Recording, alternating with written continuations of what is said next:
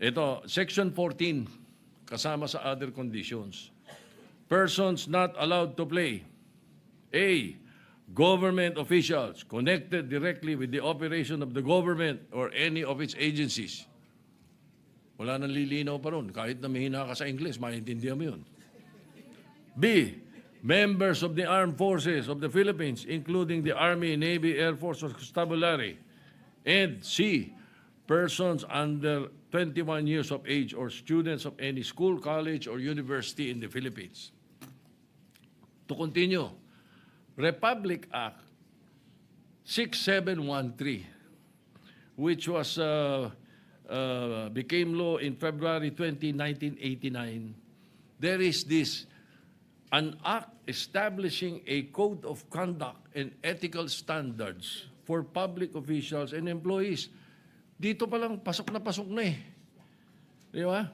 To uphold the time-honored principle of public office being a public trust, granting incentives and rewards for exemplary service, enumerating prohibited acts and transactions, providing penalties for violations, etc. O para malinaw, Section 2, Declaration of Policies. It is the policy of the state to promote a high standard of ethics in public service. Public officials and employees shall at all times be accountable to the people and shall discharge their duties with utmost responsibility, integrity, competence, and loyalty, act with patriotism and justice, lead modest lives.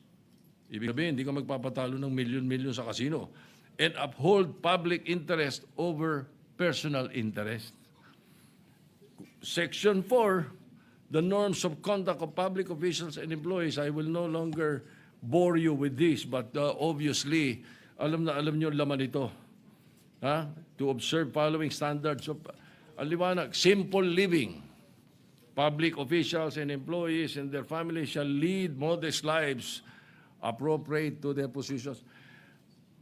To continue pa, Memorandum Circular Number 8, August 28, 2001,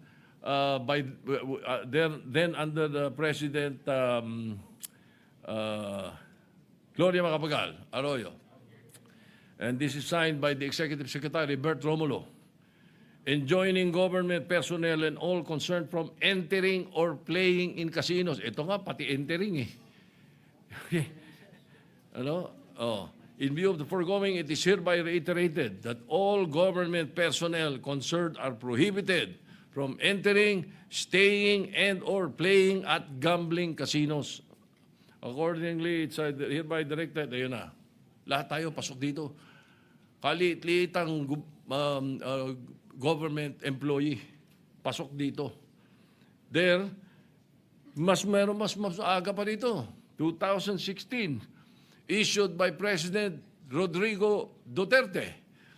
Memorandum, Executive Secretary Salvador Midaldia, enjoining all government officials and employees to strictly observe and comply with the prohibition against going to gambling casinos. Now and therefore, etc., etc. Number 1, all government officials and employees shall strictly observe and comply with all pertinent laws, issuances, and policies prohibiting government personnel to enter, stay, or play in gambling casinos. In view of its negative effect on the public perception of government service as a whole, the mere entry or presence of government officials and employees in a gambling casino shall be considered as conduct prejudicial to the best interest of the service.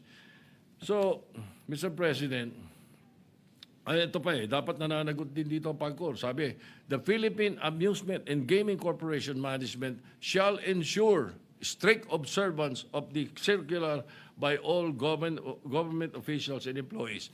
Kaya tama yung sabi ng isang kasama natin, isang colleague natin dito na sinasabi, dapat panagutin din yung mga kasino tumatanggap dito sa mga ito.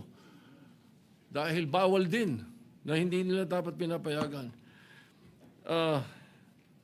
In the absence of any other policy or any other new policy, these policies stand, Mr. President. So it is best that the Civil Service Commission review their understanding of the law. And we should also always be careful in our pronouncements, and maybe enjoin the Commission on Appointments to be careful in the officials that you confirm. Mukhang hindi nagbabasa muna ng mga dapat nilang trabaho bago tayo ay kangay nagsisilbi sa gobyerno. So with that, Mr. President, I thank you for giving me this opportunity to air my disgust in this question that was posed to me by the media. Thank you. Thank you, Senator